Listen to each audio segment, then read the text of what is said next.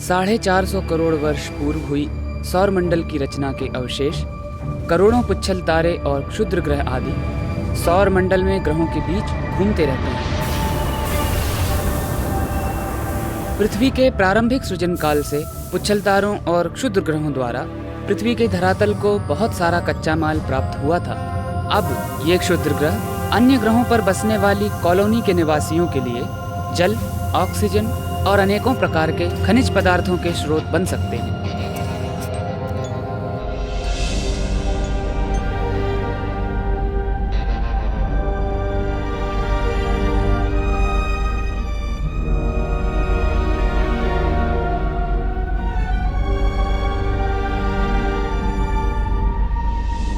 मैं Tom Jones खगोल वैज्ञानिक हूँ और 4 बार शटल द्वारा अंतरिक्ष यात्रा कर चुका हूँ। मैं पुच्छल तारों और क्षुद्र ग्रहों की खोज में आपकी मदद करूँगा। ये हमारे मित्र भी हैं और शत्रु भी। अतीत में और भविष्य में, अंतरिक्ष में और पृथ्वी पर हमारे जीवन पर इनका असर जानें।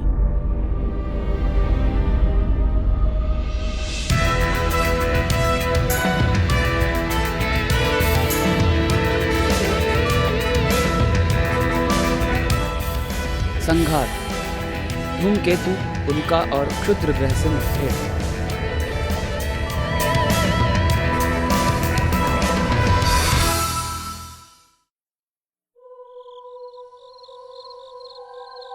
रोजाना असंख्य छोटी छोटी उल्काएं जलकर पृथ्वी के वायुमंडल में विलीन हो जाती हैं।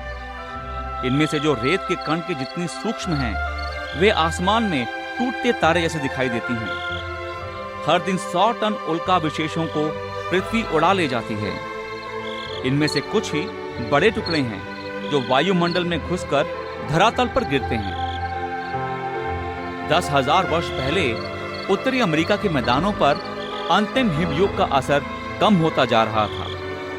बर्फ से अनावृत पुल द्वारा वहां के आदि मानव हाल ही में वहां पहुंचे थे। इन आदि अमेरिकन निवासियों ने एक शानदार उल्कापात देखा होगा।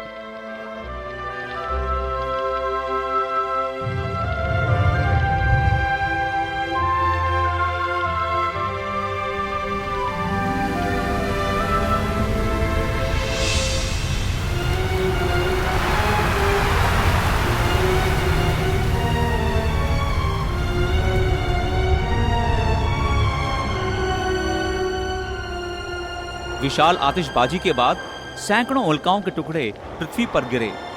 उन अजीब टुकड़ों से अमेरिका के आदि निवासी और किसानों को उपयोग के लिए लोहा प्राप्त हुआ।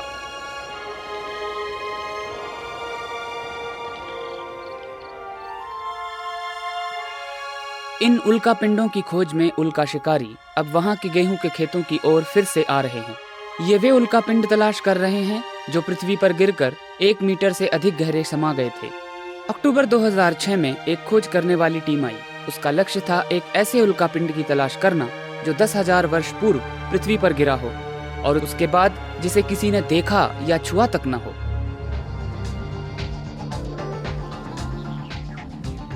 ऐसे पुराने अवशेषों के अध्ययन से उल्काओं के इतिहास तथा बनावट के बारे में हमें जानकारी मिलती है। उल्कापिंड को खोदकर निकालने से पहले उसका चित्र लेने की संभावना से समाचार मीडिया उत्साहित हुई।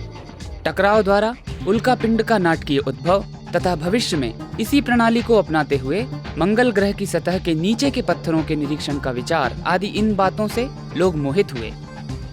यूरोपीय अंतरिक्ष एजेंसी ने सुझाव दिया है कि एक तरह की राडार युक्त गाड़ी बनाई जाए जिससे मंगल ग्रह की सतह के नीचे भीतरी भाग का विश्लेषण किया जा सके। हम अंतरिक्ष के खतरनाक इलाके में रहते हैं। संघात से ग्रहों और उपग्रहों की सतह पर अभी भी परिवर्तन होते रहते हैं। चंद्रमा की सतह पर दिखाई देने वाले अधिकांश गड्ढे चंद्रमा के इतिहास के प्रथम 50 करोड़ वर्षों में बने। यह अवधि लगभग 400 करोड़ वर्ष पूर्व एक भयानक बमबारी से समाप्त हुई। चंद्रमा के दक्षिणी और ऊंचे भाग पर और चंद्रमा के दूसरे पक्ष पर एक के ऊपर एक अनेकों गड्ढे बन जाने से इसकी सतह का ऊपरी भाग चिपसा गया है। अंतर्राष्ट्रीय अंतरिक्ष स्टेशन से नीचे देखने पर पृथ्वी के वातावरण में भस्म होती हुई उल्काएं दिखाई देती हैं। बहुत वर्षों पहले पृथ्वी भी चंद्रमा के समान उल्कापात से पीड़ित थी, पर धरती की सतह के परिवर्तन तथा हवा पानी के बहाव से उन संघातों की निशानियां मिट गई हैं। फिर भी भूवैज्ञानिकों ने 180 संघातों के निशान पृथ्वी के धरातल पर खोज निकाले हैं, जो ज्यादातर अंतरिक्ष यात्रियों द्वारा खींचे गए चित्रों से ज्ञात हुए हैं।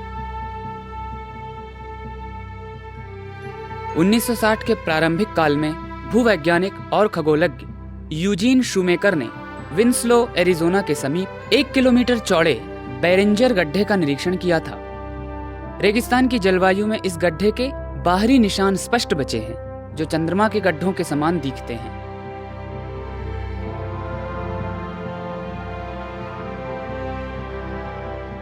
सबसे मशहूर उल्कापिंड के टकराव के निशान मैक्सिको के युकटन प्रायद्वीप के उत्तर पश्चिम तट पर चिक्सुलूप गांव के नीचे हैं।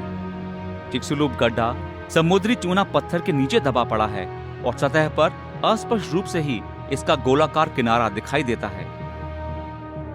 इस गड्ढे के निशान भी चंद्रमा पर बने गड्ढों की याद दिलाते हैं।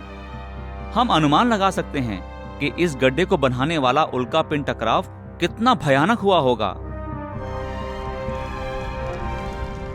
6.5 करोड़ वर्ष पहले 10 किलोमीटर चौड़ा उल्कापिंड आग का धधकता गोला बनकर उथले समुद्र में आ टकराया।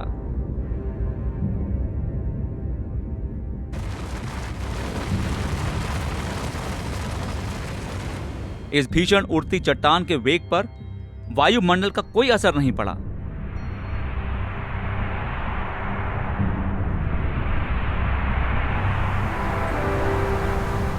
समुद्र तल पर प्रभाव से 150 किलोमीटर चौड़ा गड्ढा बना और भयानक सुनामी उठी।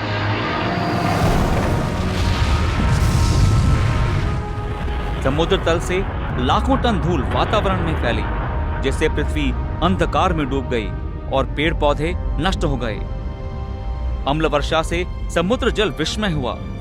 ना उड़ सकने वाले सभी डायनासोर समेत पृथ्वी के जीवित प्राणियों में से 80% विलुप्त हो गए। अब सहारा रेगिस्तान में भी उल्कापिंड टकराव निशानों की खोज जारी है, जहां रेत ने अतीत को दफना दिया है।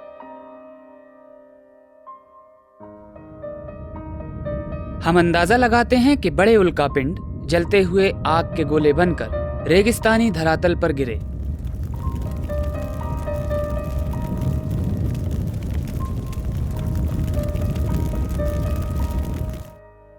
धीरे धीरे वे गड्ढे बालू से भर गए। अंतरिक्ष में या विमानों पर लगी राडार से ही हम रेत के नीचे गड्ढों का पता लगा सकते हैं।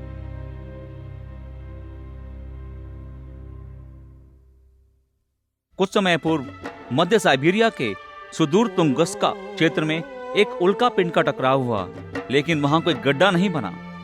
30 जून 1908 को प्रातःकाल क्षुद्र ग्रह का एक 40 मीटर चौड़ा टुकड़ा 50,000 किलोमीटर प्रति घंटे की रफ्तार से चलता हुआ धरती के धरातल से टकराया। मार्ग में इसके आसपास का वातावरण सतत घर्षण के कारण सूर्य के तापमान से भी 4 गुना अधिक गर्म था। सुबह 7 बजे के बाद कुछ स्थानीय निवासियों ने आग के गोले को आसमान से गिरते हुए देखा। 8 किलोमीटर की ऊंचाई से उस उल्कापिंड का दबाव और गर्मी इतनी अधिक थी कि वह टूटकर टुकड़े टुकड़े होकर बिखर गया। उस विस्फोट से इतनी भीषण ऊर्जा उत्पन्न हुई कि वो सैकड़ों हिरोशिमा एटम बमों के बराबर थी।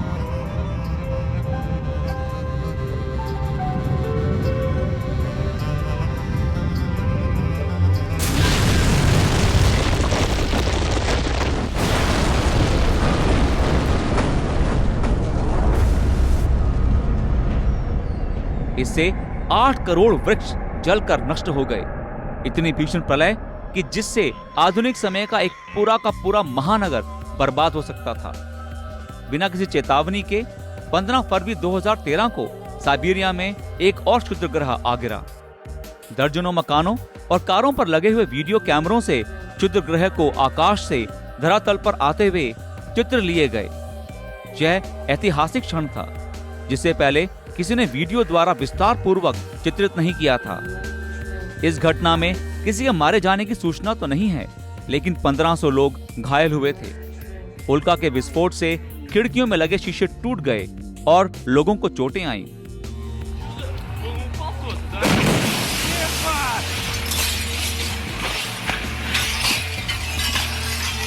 संघर्ष के कारण ध्वनि तरंगें कई बार धरती के वातावरण में आती रहीं।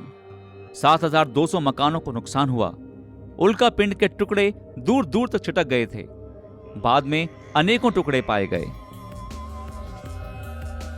धरती के धरातल से शुद्ध ग्रहों के टकराव का इतिहास यह बताता है कि अंतरिक्ष से पृथ्वी को आगे और भी बहुत खतरा आने की संभावना है। 2 किलोमीटर से बड़ा एक शुद्ध ग्रह अगर पृथ्वी से टकराता है तो उससे वातावरण में चारों ओर धूल फैल जाएगी, जिससे कृषि 1 साल या उससे ज्यादा समय तक के लिए नष्ट हो जाएगी और इसके फलस्वरूप पर्यावरण और आधुनिक सभ्यता का विनाश हो सकता है। 1 किलोमीटर से बड़े उल्कापिंड जो पृथ्वी से टकरा सकते हैं, उनकी खोज करने के लिए नासा ने कई सर्वे कराए हैं। रोजाना शाम को निरीक्षक मैसाचुसेट्स से एरिजोना और हवाई तक आसमान में खोज में लगे हैं कि कहीं कोई क्षुद्र ग्रह पृथ्वी की कक्षा की ओर तो नहीं आ रहा है। अभी तक हमारी वर्तमान सभ्यता को नष्ट करने कोई क्षुद्र ग्रह पृथ्वी की ओर नहीं आ रहा है। कुछ शौकिया खगोलज्ञों ने अपनी सेवाएं और उपकरण नए क्षुद्र ग्रहों की खोज करने के लिए अर्पित किए हैं और ह्यूस्टन स्थित जॉर्ज प्रयोगशाला के साथ अपने को जोड़ लिया है। स्थिर तारों के बीच चलती हुई वस्तु का पता लगाने के लिए वे बड़ी दूरबीन की मदद से आसमान में हर 15 मिनट में फोटो लेते हैं।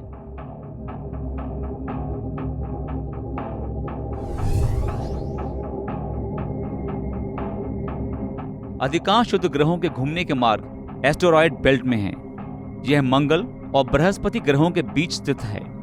क्षुद्र ग्रह अंतरिक्ष में चारों ओर फैले रहते हैं, जैसे सौर मंडल में ग्रह, इसलिए उनके मार्ग अधिकतर खाली रहते हैं। इन क्षुद्र ग्रहों का कुल वजन पृथ्वी के चंद्रमा के वजन मास से भी कम है। ये क्षुद्र ग्रह आपस में टकराकर या ग्रहों के गुरुत्वाकर्षण के प्रभाव के कारण एस्टेरॉयड बेल्ट से छिटककर सूर्य के मार्ग की ओर चल पड़ते हैं। ऐसे आपसी टकराव से बड़े आकार के क्षुद्र ग्रह टूटकर छोटे आकार के क्षुद्र ग्रह बन जाते हैं, जो घूमते हुए पृथ्वी के वायुमंडल में जल जाते हैं या बड़े टुकड़े बनकर पृथ्वी के धरातल तक पहुंच जाते हैं। खगोल वैज्ञानिक अब एक क्षुद्र ग्रह की निगरानी कर रहे हैं जिसका नाम एपोफिस है, जो बहुत जल्दी ही पृथ्वी के नजदीक आने वाला है। एपोफिस 270 मीटर चौड़ा पथरीला क्षुद्र ग्रह है।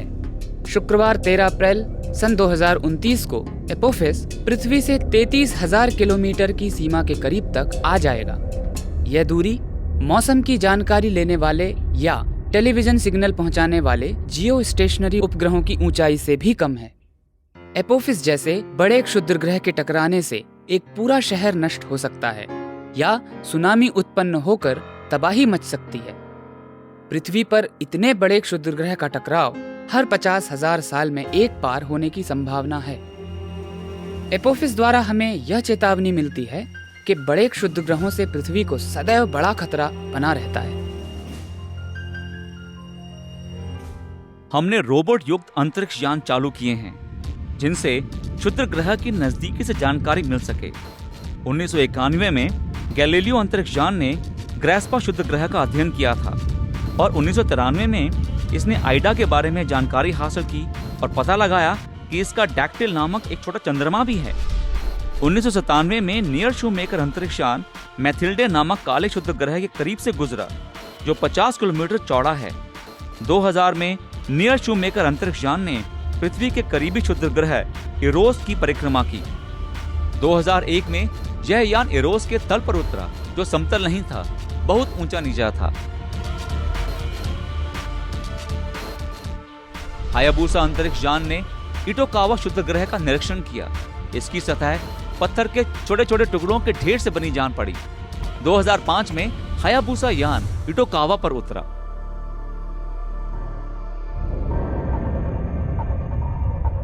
इन क्षुद्र ग्रहों का अध्ययन करने से हमारे वैज्ञानिकों को कुछ तरकीबें सूझती हैं, जिससे इरोस या इटोकावा जैसे क्षुद्र ग्रहों को पृथ्वी से टकराने से बचाया जा सके।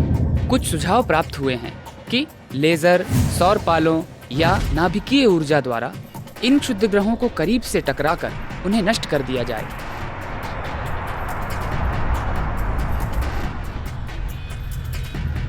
या गुरुत्वाकर्षण के प्रभाव से क्षुद्र ग्रह को अपने मार्ग से आगे या पीछे ढकेल दिया जाए।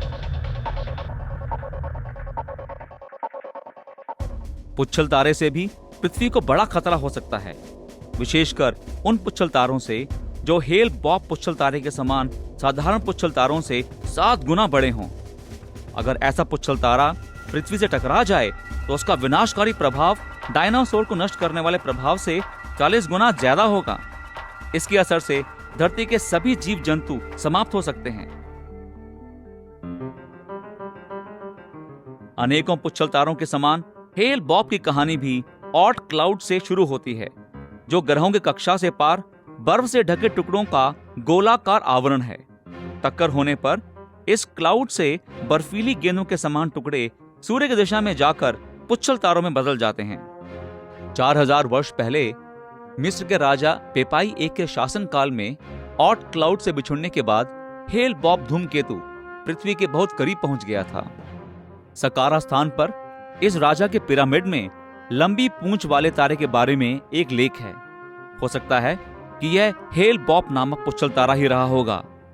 जब यह सूर्य की दिशा की ओर बढ़ा तब बृहस्पति ग्रह के गुरुत्वाकर्षण से इसका मार्ग बदल गया और 20वीं शताब्दी के अंत में पृथ्वी के आकाश पर फिर से दिखाई पड़ा। 1995 में एलन हेल और थॉमस बॉब ने इस धूमकेतु को फिर खोजा, जबकि यह शनि ग्रह का मार्ग पार कर रहा था। सूर्य की गर्मी से इस पर जमी बर्फ भाप बनकर गैस के परदासी बन गई, जिसको कोमा नाम से जाना जाता है। जैसे जैसे यह सूर्य के निकट पहुंचता गया, इसकी पूंछ भी लंबी होती गई। इसकी एक नीले रंग की पूंछ गैस की बनी थी, जो सूर्य से विपरीत दिशा की ओर थी। उसके घूमने की कक्षा में धूल से निर्मित एक पीले रंग की पूंछ भी बन गई थी। ये पूंछें आसमान के 1/4 भाग तक लंबी दिखाई पड़ रही थी।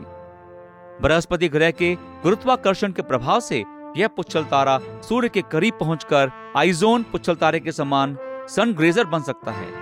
सूर्य की ऊर्जा की वजह से सनग्रेजर बहुत चमकदार दिखाई देता है। यह टूटकर पूरी तरह नष्ट हो सकता है। कुछ पुच्छल तारे लंबी अवधि के हैं, जिनकी कक्षाएं ग्रहों से परे हैं, पर कुछ पुच्छल तारे कम अवधि के हैं, जैसे हैली पुच्छल तारा, जो हर 75 वर्ष में वापस आता है और जिसकी कक्षा वरुण ग्रह के पार है। सन 1066 की नार्मन विजय से लेकर जियोटो की पेंटिंग तक हैली पुच्छल तारे का विवरण हम इतिहास में पाते हैं। 1986 में हैली पुच्छल तारा आसमान में दक्षिण दिशा में काफी नीचे दिखाई देता था। हमें जियोटो अंतरिक्ष यान द्वारा खींचे गए चित्र से इसे बहुत करीब से देखने का अवसर मिला। हैली पुच्छल तारे की वापसी के लिए हमें 2061 तक प्रतीक्षा करनी होगी। कम अवधि वाले पुच्छल तारे का अच्छा उदाहरण है टेम्पल 1 पुच्छल तारा। जब यह सूर्य के नजदीक आता है तो सूर्य की गर्मी से इस पर जमी बर्फ पिघलकर जालीनुमा पूंछ में परिवर्तित हो जाती है। 4 जुलाई 2005 को डीप इम्पैक्ट नामक अंतरिक्ष यान टेम्पल 1 तक पहुंचा और इस यान से एक छोटा यंत्र छोड़ा गया जो टेम्पल 1 से टकराए। इस टकराव को देखने के लिए अंतरिक्ष यान ने अपना मार्ग थोड़ा बदलकर धूमकेतु से 500 किलोमीटर की दूरी से उसका निरीक्षण किया।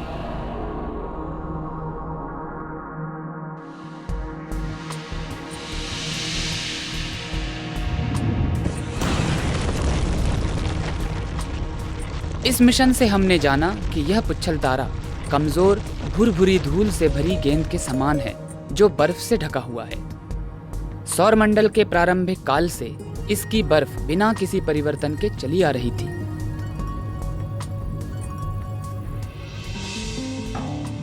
छह साल के बाद स्टारडस्ट अंतरिक्ष यान टेम्पल 1 के पास से गुजरा और पिछले टकराव के गड्ढे की फोटो ली। स्टारडस्ट अंतरिक्ष यान ने विल्ड 2 पुच्छल तारे के पास से हजारों छोटे छोटे धूल के कणों को एकत्रित भी किया। यह पुच्छल तारा हाल ही में सूर्य के करीब पहुंचा था। स्टारडस्ट यान अमेरिका के यूटा रेगिस्तान में उतरा। टेक्सास राज्य के ह्यूस्टन शहर स्थित जॉनसन अंतरिक्ष केंद्र में स्टारडस्ट के द्वारा एकत्रित किए गए नमूने का पात्र एक साफ कमरे में ले जाया गया। इस कमरे की सफाई अस्पताल के ऑपरेशन रूम से 100 गुना ज्यादा है, जिससे धूमकेतु के नमूने प्रदूषित ना हो जाएं।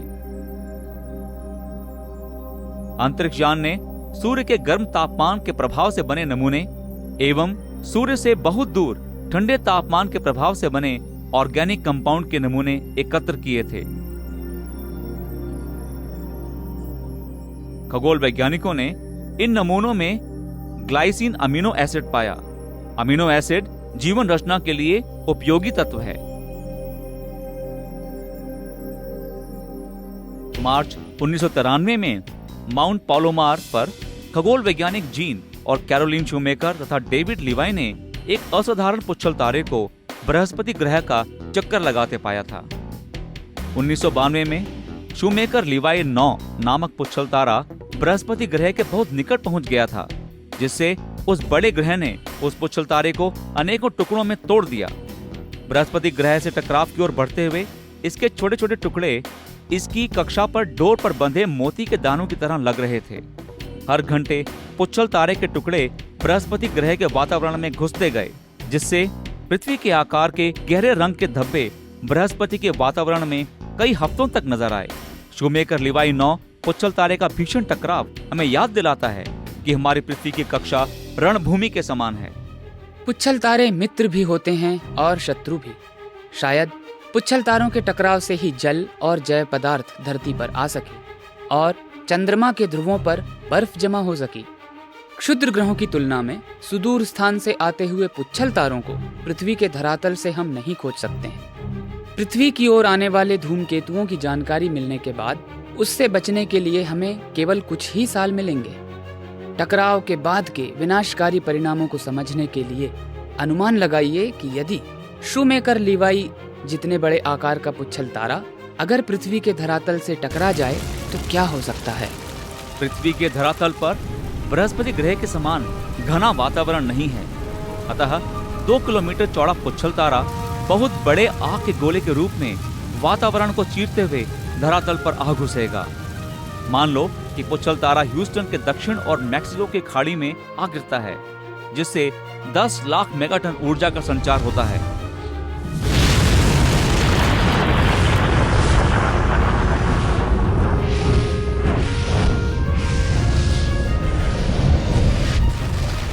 उस टकराव से 30 किलोमीटर चौड़ा गड्ढा बन जाएगा। सुनामी लहरें उठेंगी। टकराव की गर्मी से वह धूमकेतु पिघलकर भाप बन जाएगा। निकटवर्ती पथरीले भाग भी पिघलकर नष्ट हो जाएंगे।